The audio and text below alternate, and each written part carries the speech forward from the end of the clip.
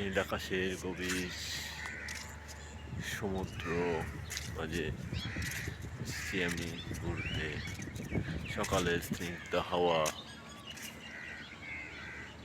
নিতে প্রকৃতির এই অপরূপ সৌন্দর্য। আল্লাহ তাআলা পৃথিবীকে কত সুন্দর করে না সৃষ্টি করেছেন। আসলে লাইফ ইজ এ ওয়ান্ডারফুল।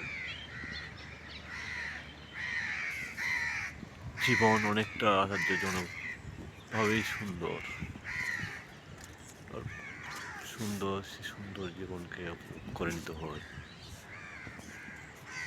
অনেকে হয়তো নিতে পারে, অনেকে হয়তো নিতে পারে না। অনেকে জীবনকে খুবই রঙিনভাবে সাজিয়ে তুলতে পারে, অনেকে আবার হয়তো জীবনকে বিষণ্ণ একটা কারাগার মনে করে। অ্যাকচুয়ালি আমার দৃষ্টিতে মনে হয় আপনি লাইফটাকে যত ইজিলি মনে করবেন, লাইফটা ততটা ইজিলি। আপনি লাইফটাকে যতটা ডিফিকাল্ট মনে হবে, লাইফটা ততটাই ডিফিকাল্ট। জাস্ট অ্যাকচুয়ালি একটা ছেলের কথা বলা যায়। একটা ছেলে যখন জীবন সংগ্রাম করে, যখন তার জীবন সংগ্রামটাকে যদি মনে করে, জীবন সংগ্রামকে সংগ্রামী মনে না করে, তাহলে সেটা তার জন্য খুবই ইজি। বা যখন সংগ্রাম অনেক হার্ড ডিফিকাল্ট মনে করে, তার অনেক হার্ড হয়ে যায়। তো লাইফ ইজ সবসময় ইজিলি মনে করতে হবে, তাহলে লাইফ ইজ সো বিউটিফুল। আল্লাহ তাআলা যেমন প্রকৃতিকে অপরূপ সৌন্দর্য সৃষ্টি করেছে, তেমনি একজন মানুষের জীবনও তার নিজের জীবনকে সাজাতে হলে সেভাবে ইসলামিক জীবনযাপনের মাধ্যমে সে তার জীবনকে সুন্দরভাবে সাজিয়ে তুলতে পারে। আমরা যারা মুসলিম আছি তাদের উচিত ইসলামী নিয়ম কানুন মেনে তার জীবনকে গঠন করা, কারণ Islam is the code of life. Islam হচ্ছে এমন একটি ধর্ম ব্যবস্থা যেটা জন্ম থেকে মৃত্যু পর্যন্ত সব কিছু আল্লাহ তাআলা কোরআনের মধ্যে বলে দিয়েছে কীভাবে তার জীবনটা পরিচালনা করবে। কিন্তু অত্যন্ত দুঃখের বিষয় হলো আমরা সেই কোরআনকে অনুসরণ করি না, তার জন্য হয়তো আমাদের জীবনে এই অবস্থা। যে যতটুকু ইসলামী জীবন নিয়ে ইসলাম মেনে জীবনযাপন করতে পারে, তার জীবনটা ততই সুন্দর। যেমন দেখেন আমাদের মসজিদের ইমাম মুয়াজ্জিনরা কয় টাকা বা বেতন পায়, কিন্তু তাদের জীবনে কোনো হতাশা দুঃখ দুর্দশা এরকম নেই। কেন আল্লাহ তাআলার হুকুম আকাম, আল্লাহ তাআলার নিয়মকানুন মেনে তারা হয়তো জীবনযাপন অনেকটা ভালোভাবে জীবনযাপন করতেছে। 5 ওয়াক্ত নামাজ কালাম পড়তেছে, মানুষকে হেদায়েত করতেছে।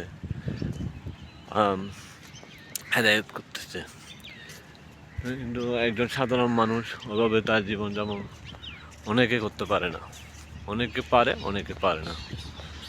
তো যে যত সুন্দরভাবে ইসলামিকভাবে জীবনযাপন করবে, তার জীবনটা ততই সুন্দর হবে। এই প্রকৃতি অপরূপ সৌন্দর্য, এই পৃথিবী সব কিছু না কতই না সুন্দর। একটা মানুষ জন্ম থেকে মৃত্যু পর্যন্ত একটা সময় নিয়ে, একটা পিরিয়ড নিয়ে জীবনে আসে। সে সময়টা যখন শেষ হয়ে যায়, তার মৃত্যুটা ঘনিয়ে আসে। কুল্লু নাফসিন যায়িকাতুল মউত, মৃত্যুর মাধ্যমে মানুষের জীবনের সমাপ্তি করবে। প্রত্যেক নফসকে মৃত্যুবরণ করতে হবে।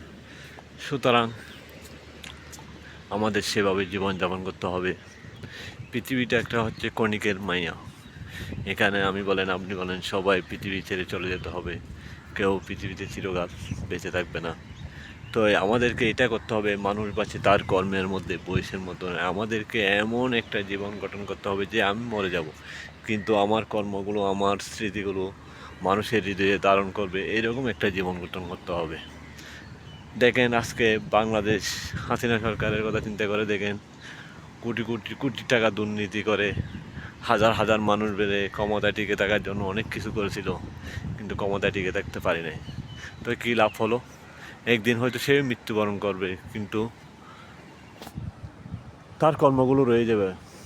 মৃত্যুবরণ করার আগে তো তিনি দেশ থেকে পালিয়ে গেছে, তাহলে তার এই জীবনের কোনো মূল্য আছে? এত টাকা দিয়ে কী করবে? আপনি মারা যাওয়ার পর আপনার যদি সোনার পালঙ্ক থাকে, ওইটা তো কোনো কাজে আসবে না, ওইটাকে আপনি কবরে নিয়ে যেতে পারবেন? তাহলে এত অবৈধ টাকা পয়সা দিয়ে এগুলো ইনকাম করার কোনো মানে হয় না আমার দৃষ্টিকোণ থেকে। অনেকে মনে করেন কোটি কোটি টাকা কামাই সে সুখ আছে। যদি তার ব্যক্তিগত জীবন পর্যালোচনা করেন, অ্যানালাইসিস করেন, দেখবেন হয়তো সে সুখে নাই।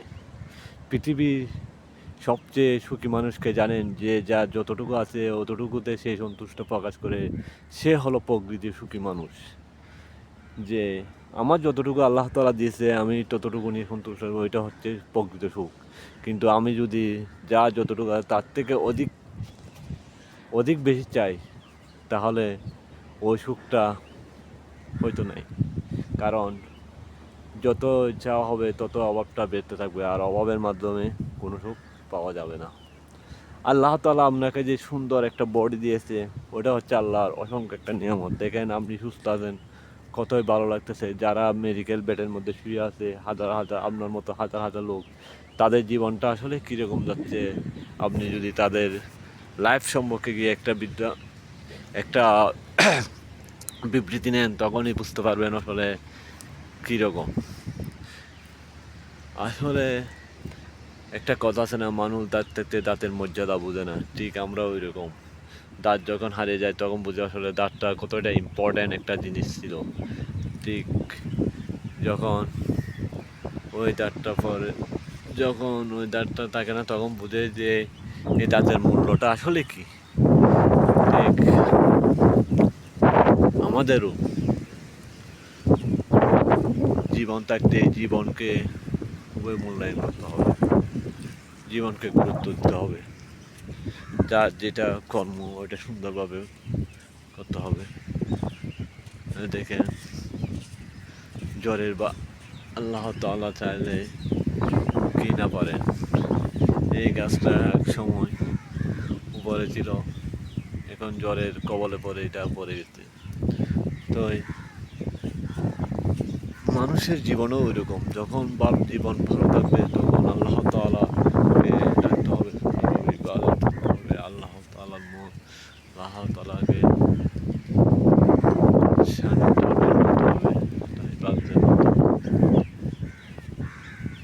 আসলে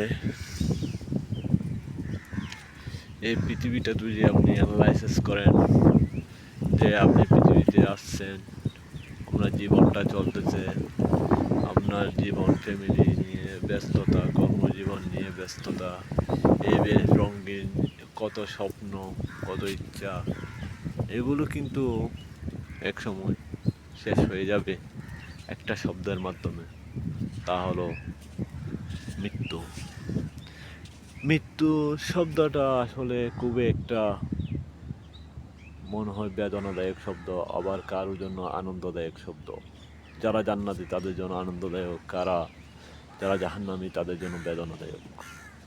তবে মৃত্যু তো সবাই বরণ করে নিতে হবে, এটা থেকে বাঁচার কোনো উপায় নাই। তোমরা চাইলে জাহান্নাম থেকে বাঁচতে পারো, কিন্তু মৃত্যু থেকে নয়।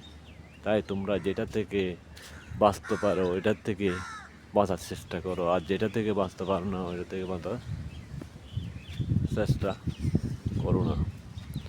তো জীবন থাকতে আমরা যদি সুন্দরভাবে আমাদের জীবনকে গঠন করতে পারি, তাহলে হয়তো আমাদের পরবর্তী মৃত্যুর পরে জীবনটা অনেক সুন্দর হবে, অনেক ভালো হবে। সবাই আমি আমি আল্লাহর কাছে কামনা করি সবাই যাতে ইসলামী জীবন বিধান অনুসরণ করে জীবন যাপন করতে পারে, পরকালে কামিয়াবি হতে পারে, এই কামনা করি। আমি আমার ভিডিওটা এখানে সমাপ্তি করলাম।